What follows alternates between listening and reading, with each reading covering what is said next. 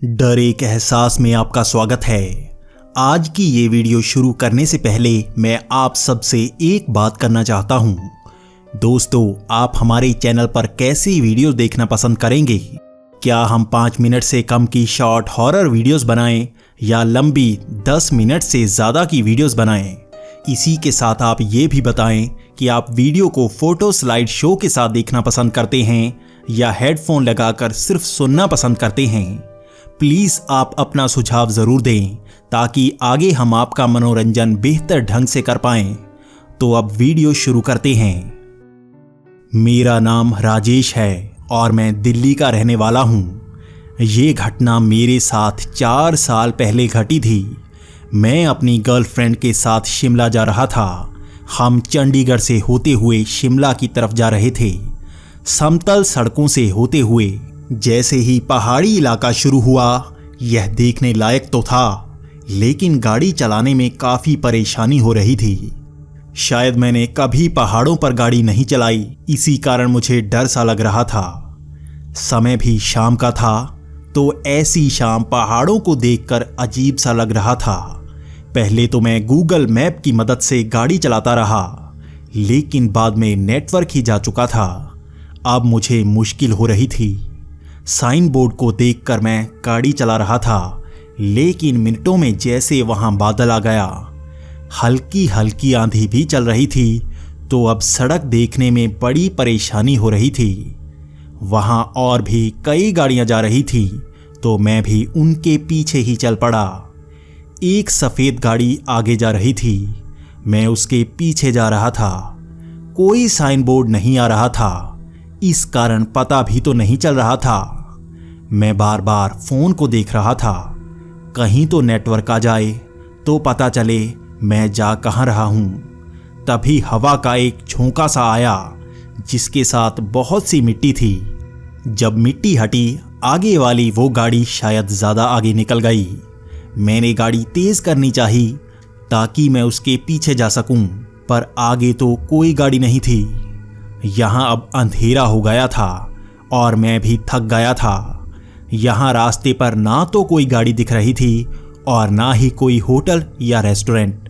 मैं रुकना चाहता था, लेकिन कुछ आए तभी मैं रुकूं। ये सड़क भी अजीब लग रही थी। कहीं मैं गलत मोड़ तो नहीं ले आया था। मैं अपनी गर्लफ्रेंड रितु से भी यही कह रहा था। रितु भी तो यही कह रही थी कि आराम से चलाओ, आगे जाकर कुछ आएगा। तभी आगे एक होटल आया। इस होटल का नाम इरशाद होटल था। यह एक पुराना सा होटल था, लेकिन देखने में साफ सुथरा लग रहा था। आसपास और कुछ नज़र भी तो नहीं आ रहा था, तो मैंने भी गाड़ी रोक ली। हम दोनों होटल के अंदर गए तो वहाँ रिसेप्शन पर एक लड़की बैठी थी। वो लड़की 20 से 25 साल की लग रही थी। उसने मुस्कुराकर हमें हेलो कहा। हम दोनों ने भी हेलो कहा। उसके बाद मैंने उससे सबसे पहले यही पूछा कि हम शिमला से कितनी दूर हैं। उस लड़की ने पहले थोड़ा मुस्कुराया और उसके बाद उसने कहा कि शायद आप गलत मोड़ ले आए हैं। ये हाईवे से अलग है, लेकिन ये रास्ता भी आगे मेन रोड पर लगता है, लेकिन रास्ता थोड़ा खराब है। अच्छा होगा आप सुबह ही यहाँ से जाएं। मैंने रितु की तरफ देखा। मैं उसका जवाब जानना चाहता था। उसने भी अपना सर हिलाकर हाँ में जवाब दे दिया। ये एक 3 मंजिला इमारत थी और फर्स्ट फ्लोर पर हमें एक कमरा दिया गया। ये होटल पुराना था, इस कारण बंदोबस्त भी ठीक ठाक था, लेकिन साफ सफाई का ध्यान पूरा रखा गया था। हमारी भी मजबूरी थी यहाँ पर रुकना, लेकिन उस लड़की ने हमसे एक रात का किराया ज़्यादा ना लिया। एक रात का किराया और डिनर का रेट बहुत कम था, तो हमें बुरा भी तो नहीं लगा। हमने डिनर किया और गाड़ी से एक छोटा बैग निकाला और कमरे में आ गए। हम दोनों बेड पर लेटकर बातें कर रहे थे कि तभी दरवाज़ा खटखटाने की आवाज़ आई। मैंने दरवाज़ा खोला तो बाहर कोई नहीं था। मैंने दरवाज़ा बंद किया और मैं अंदर आ गया।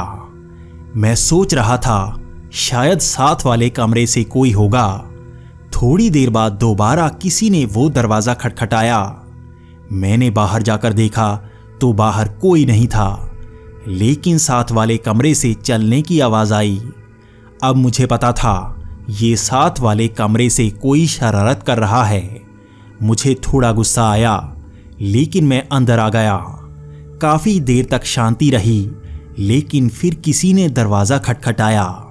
मैं अब गुस्से में था कि क्यों मुझे कोई परेशान कर रहा है। मैं बाहर गया और उस कमरे का दरवाज़ा खटखटाने लगा। अंदर से कोई आवाज़ नहीं आ रही थी, लेकिन मैं दरवाज़ा खटखटाता जा रहा था। मैं जानना चाहता था कि वो मुझे परेशान क्यों कर रहा है।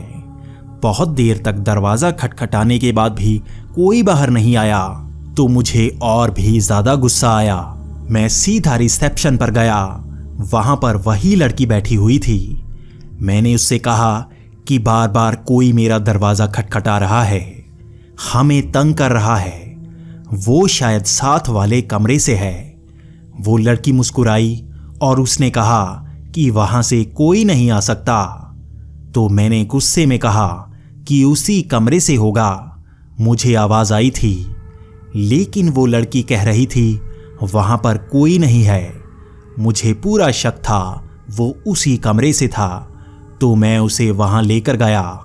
उस लड़की के पास उस कमरे की चाबी थी। उसने मेरे सामने वो कमरा खोला तो मैं हैरान था। वो कमरा अंदर से टूटा हुआ था। वहाँ इतनी मिट्टी थी कि कोई अंदर जाता तो पैरों के निशान छपे होते, जैसे हमारे पैरों के निशान उस मिट्टी पर छप गए थे। मैं खुद हैरान था कि ऐसा कैसे हो सकता है। मैंने खुद इस कमरे से आवाज़ आती हुई सुनी थी। अब मैंने उससे कहा कि इस कमरे से नहीं तो दूसरे किसी कमरे से वो आया होगा। वो हमें परेशान कर रहा है। तो वो लड़की मुस्कुरा रही थी। उसने कहा कि उस सुनसान रास्ते पर तो कम ही लोग आते हैं, कभी कभार कोई रास्ता भटक कर आ जाता है। आपके सिवा इस पूरे होटल में कोई नहीं है। इस बात को सुनकर मैं खुद हैरान था कि सच में ये सड़क वीरान है, यहाँ पर कोई नहीं आता होगा। लेकिन हमारा दरवाज़ा किसी ने तो खटखटाया ही था। लेकिन उस लड़की का एक ही जवाब था कि आपके सिवा यहाँ पर कोई नहीं है। अब मैं क्या कह सकता था। मैंने उससे यही कहा कि तुम भी तो यहाँ हो। वो थोड़ा सा मुस्कुराई और गुड नाइट कहकर वहाँ से चली गई। मैं भी कमरे में आ गया। रितु मुझसे पूछ रही थी कि क्या हुआ, वो कौन था। तो मैंने कहा कि हमारे सिवा इस होटल में कोई नहीं है। वो भी हैरान थी, लेकिन हम दोनों बेड पर लेट गए। मैं सोच रहा था कि क्या ये हमारा भ्रम हो सकता है। आवाज़ तो हम दोनों ने सुनी थी। थोड़ी देर बाद हमें ऐसा लगा जैसे बाहर कुछ लोग बातें कर रहे हैं। ये हल्की सी फुसफुसाहट थी, लेकिन हम सुन सकते थे कोई तो बाहर बात कर रहा है। मैंने भी फुर्ती दिखाई। मैं दरवाजे के पास पहुंच गया।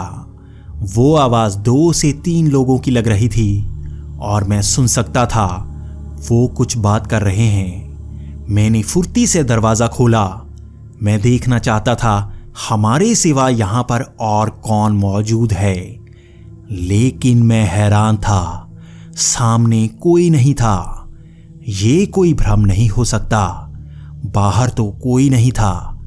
ना तो वो भागा, ना ही कहीं छिपा। ये कैसे हो सकता था कि मेरे सामने से वो गायब हो गया हो। मैंने दरवाज़ा बंद किया और अंदर आ गया। रितु भी मेरी तरफ देख रही थी और मैं भी हैरान था। मैं बेड पर बैठ गया और सोचने लगा। तभी बाहर से आवाज़ आई, जैसे किसी कार का एक्सीडेंट सा हो गया हो।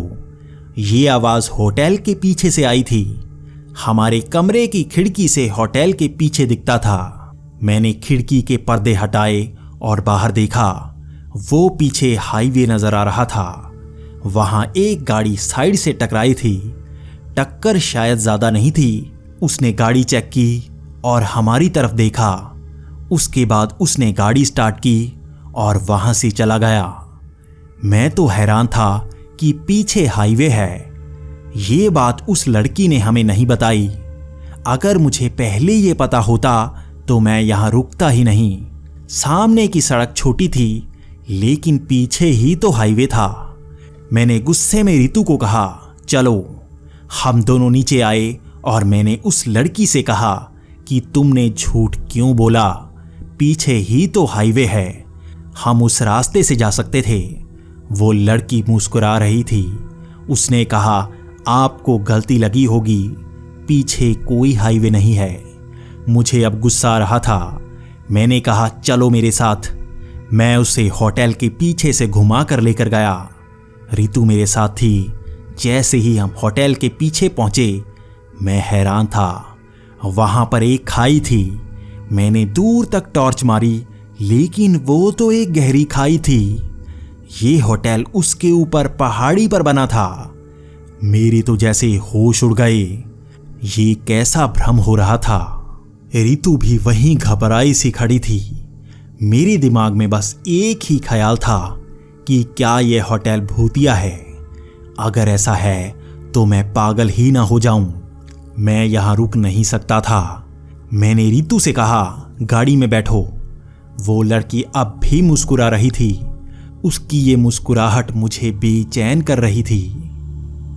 हम गाड़ी में बैठे और निकल पड़े। उस लड़की ने हमसे एक सवाल न पूछा। वो सड़क सुनसान थी लेकिन हम वहां नहीं रुक सकते थे। मुझे ये समझ नहीं आ रहा था कि ये रास्ता ज्यादा खतरनाक है या ये होटल। मैं गाड़ी चलाता जा रहा था। मेरी गाड़ी की रफ्तार कम थी पर मैं जाए जा रहा था। तभी मेरी गाड़ी की हल्की सी टक्कर हुई। मैंने गाड़ी रोकी तो ये हाईवे था।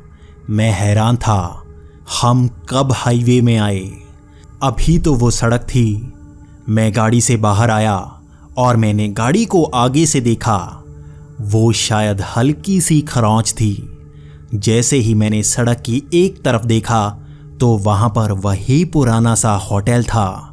ये ऐसा था जैसे उसका पिछला हिस्सा हो।